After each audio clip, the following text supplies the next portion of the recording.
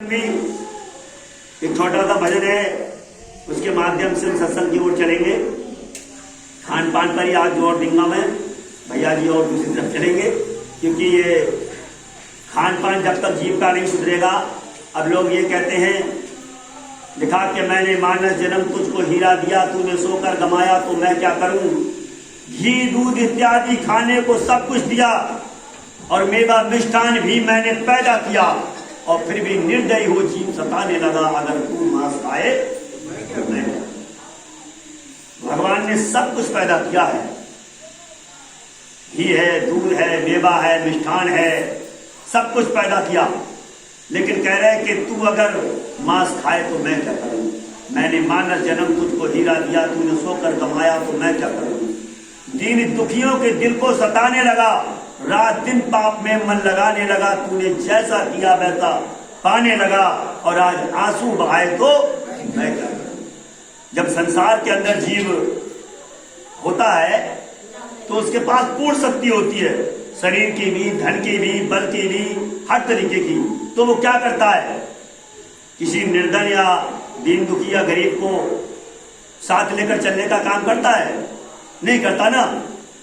तो फिर जब वो शरीर से जर्जर हो जाता है, लिखा भी कि हे पति कि तू क्यों ठुकरावे, हम पर भी कभी जवानी थी, इसी जवानी के गुमान में मत मेरी बौरानी थी।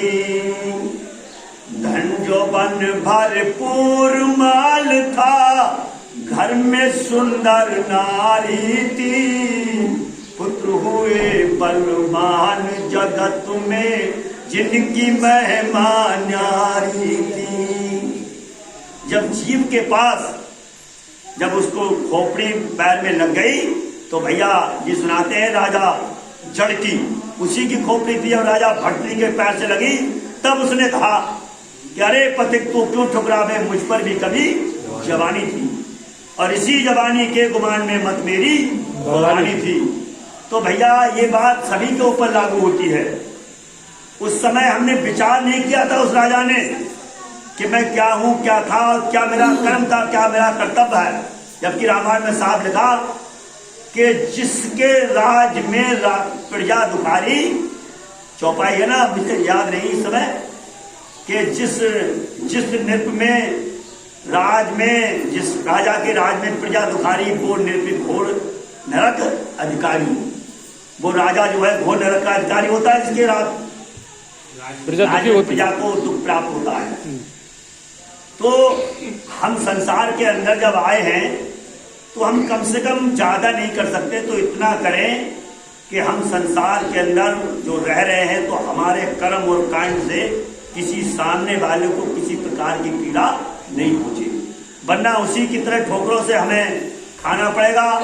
और फिर हम कहे पौड़ी छूटे हाथ ना आवे सिर धुंधुल पछतावे, फिर ये शरीर निकल जाएगा, फिर हाथ नहीं आएगा, फिर सिर धुंधुल के पछताना पड़ेगा, फिर कुछ हाथ आने वाला नहीं।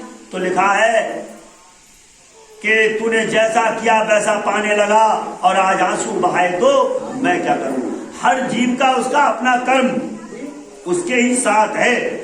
गुरु महाराज जी अपनी तरफ से कुछ नहीं कर रहे, वो कर भी रहे तो कितना हमारे पापों का पोटला अपने ऊपर ले रहे।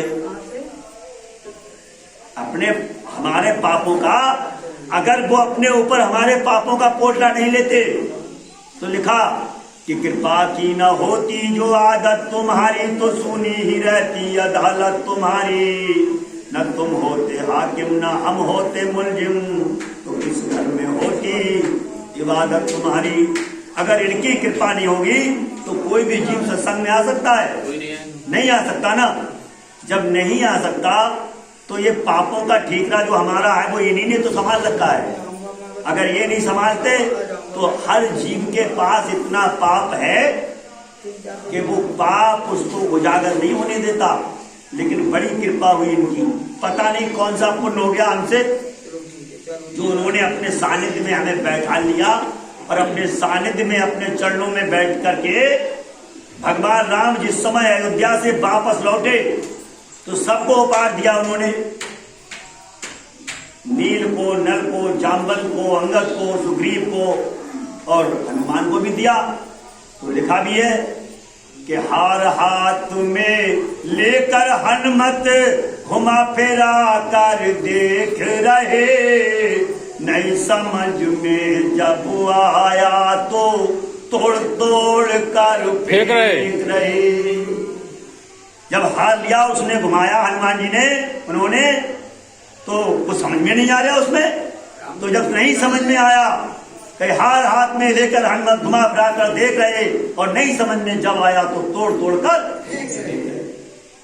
लंका पद का धीरज टूटा और क्रोध की भड़क उठी जाला, और भरी सभा में बोल उठा, क्या पागल हो गया अंजलि लाला। उसने कहा, वहां सुग्रीव जी बैठे हुए थे, क्योंकि वो लंकापत नहीं था, जो नया लंकापत बताया था भगवान राम ने, वो था विभीषण जी। तो लंकापत का धीरज टूटा। अब देखिए यहां बात बहुत दूर आ रही निकल करके। 100 वर्ष बैठोगे संतों की टोली तो कहीं समझ में आ जाएगी, अगर आ गई एक बोली तो बड़ा भाग बदल जाएगा। विभीषण कितना ज्ञानी था, अच्छा खासा ज्ञानी था, जो पूरी लंका के अंदर वो भगवान का भक्त था, कोई छोटी मोटी चीज नहीं थी। लेकिन वो भी चकमा खा गया ना। अगर चकमा नहीं खा जाता तो फिर ये क्यों कहता कि भरी सभा में बोल उठा, क्या पागल हो गया अंजलि लाला। चकमा ही तो खा गया।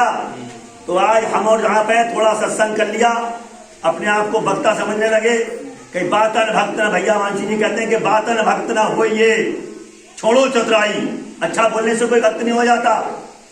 बड़ा